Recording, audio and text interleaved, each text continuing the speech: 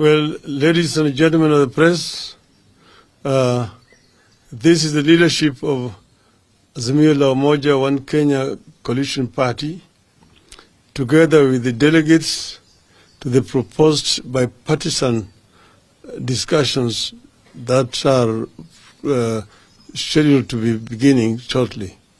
So we have a statement which is going to be read by Honorable Stephen Kalonzo Musyoka on our behalf. Thank you. Thank you.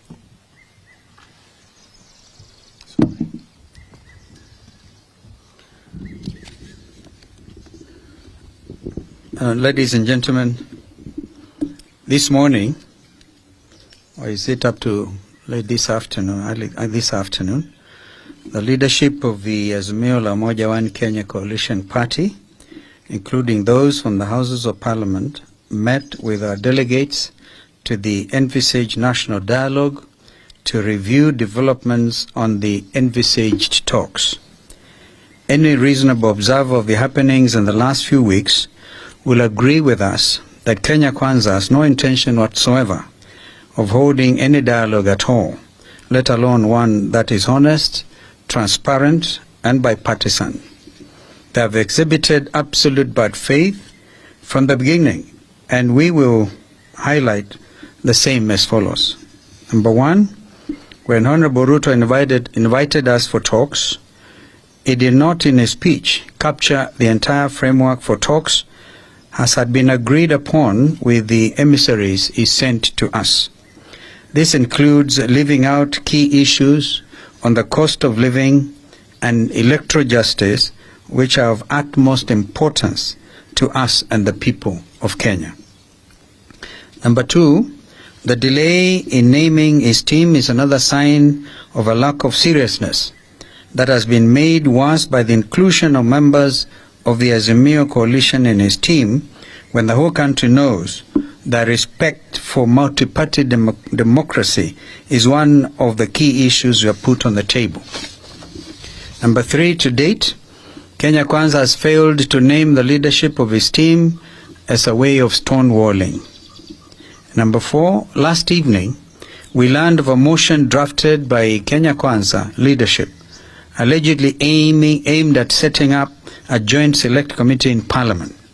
The motion is in absolute bad faith for the following reasons. A, we have insisted on an extra-parliamentary process in view of the strictures of debate in Parliament. We will therefore not participate in any such parliamentary process.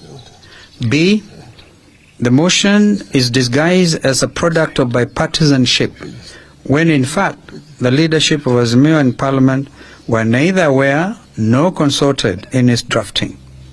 C, the motion proposed to name members of the minority party to the so-called select committee without any reference to the minority leadership, in violation of the standing orders of both houses. And D, the motion purports to set the terms of reference and scope of the discussions without any reference to us. We continue to insist that the dialogue must be about all the four issues, namely the cost of unga, fuel and electricity, forensic audit of the servers, bipartisan reconstitution of the IEBC, and respect for multi-party democracy. Kenya Kwanza cannot dictate to us what we cannot bring to the table. So given the foregoing, we as the leadership of a coalition have resolved as follows. Number one, we remain committed to an extra-parliamentary dialogue that is honest, transparent, meaningful, and bipartisan in conception and execution. Our members of Parliament in both houses shall not be party to any other process, and particularly not the one proposed in the motion by Kenya Kwanza. Number two, we have instructed the chairperson of our team, Senior Counsel Otiendo Molo, to formally invite the Kenya Kwanza team for a meeting to set the ground rules for the talks. Number three, our issues remain what we said before, and they are reduction in cost of unga, fuel, electricity, and school fees, opening and audit of IEBC servers, bipartisan reform and reconstitution of IEBC, reinstatement of the 4 IEBC commissioners, and end to the buying of MPs, which threatens multi-party democracy. Number 4, we reiterate the call that the regime must immediately take up the hospital bills of all Kenyans who sustained injuries as a result of police brutality during the recent protests and demonstrations, and pay reparations for those who lost their property and their lives. Number 5, that the coalition shall resume its weekly protests at the end of Ramadan, and further communication in this regard will follow. I thank you. Good. Sawa. Maswali tafadhali, kama kuna swali.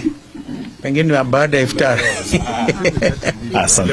I think maelewa hii kitu ni continuous, very very clear. So karibuni sana.